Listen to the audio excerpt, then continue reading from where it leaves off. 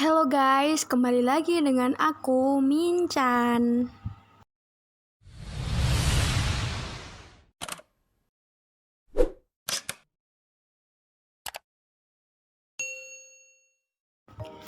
Bikin geleng-geleng kepala. Video yang masuk dalam tab FYP TikTokku menampilkan curhatan sebuah akun yang menceritakan jika dia diberi bekal oleh ibu mertuanya. Anehnya, dalam bekal tersebut juga ditambahkan secuil dedaunan seperti daun pisang dan daun kelor. Kira-kira untuk apa ya? Ada yang berkata jika daun pisang itu digunakan sebagai pengganti sendok, sementara daun kelor digunakan sebagai lalapan. Kalau dipikir-pikir, asumsi ini ada benarnya juga ya. Dan memang saat melihat pertama kali, aku juga berpikir demikian. Tapi ini Kalimantan bos, di mana menyimpan berbagai fakta sejarah yang unik yang diturunkan secara turun-temurun dari nenek moyang terdahulu. Terdengar aneh jika daun-daun tersebut dimaknai dengan hal yang umum, mengingat Indonesia kaya akan budaya dan cerita rakyat seperti legenda dan mitos yang menyebar. Ternyata, setelah aku menelusuri lebih lanjut, daun-daun tersebut digunakan oleh masyarakat Kalimantan untuk keselamatan atau upaya untuk mencegah sesuatu yang tak diinginkan. Hah? Gimana?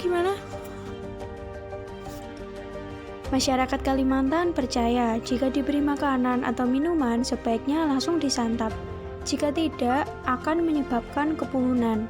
Kepunuhan atau kepohonan adalah musibah yang terjadi pada seseorang jika ia tidak mengindahkan makanan atau minuman yang telah disuguhkan.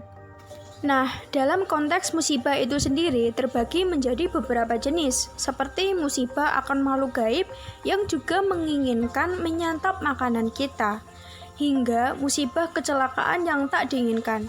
Sementara itu, fungsi dari daun pisang dan daun kelor yang ditambahkan pada bekal makanan adalah ketika kita masih sibuk dengan aktivitas yang padat, kita tidak akan dikenai sanksi, kepunuhan, atau musibah yang tidak diinginkan.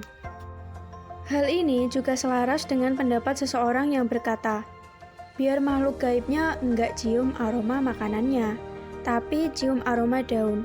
Jadi, nggak kepunuhan di perjalanan. Selain itu, kepunuhan juga bisa berbentuk pengurangan pada makanan. Jadi, orang yang membawa bekal tidak peduli pagi atau malam, pasti ada yang minta. Sebelum berangkat, kita pasti akan menata makanan dalam wadah agar rapi dan dapat menggugah selera saat disantap nanti. Namun, tak ada angin, tak ada hujan. Jika tidak ada dedaunan sebagai penangkal, isi dari makanan tersebut tampak berkurang meskipun wadah masih dalam keadaan seperti sebelumnya. Wah, kok bisa? Mau heran, tapi ini Kalimantan. Di sisi lain, untuk jenis makanan yang dipercaya paling ampuh menyebabkan kepunuhan adalah singkong, kopi, dan ketan.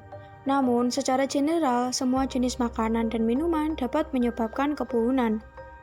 Kepunuhan tidak hanya terjadi ketika seseorang tak menyantap makanan atau minuman yang telah disediakan, namun juga kebiasaan menunda-nunda. Cara menghindarinya adalah kita dianjurkan untuk setidaknya mencicipi sedikit makanan atau minuman yang telah disajikan oleh orang lain, agar kita tidak terkena kepunuhan atau kepohonan. Oke guys, itu tadi adalah definisi jenis makanan dan cara menjauhi kepunuhan. Tapi sebenarnya di luar dari kepercayaan kepunuhan dari masyarakat Kalimantan itu sendiri, di kehidupan kita sehari-hari, pasti orang tua kita juga menyarankan agar tidak menyanyiakan makanan karena masih banyak orang di luar sana yang membutuhkan. Semoga dengan video ini dapat membuat kita lebih menghargai makanan dan minuman yang telah diberi oleh Tuhan ya.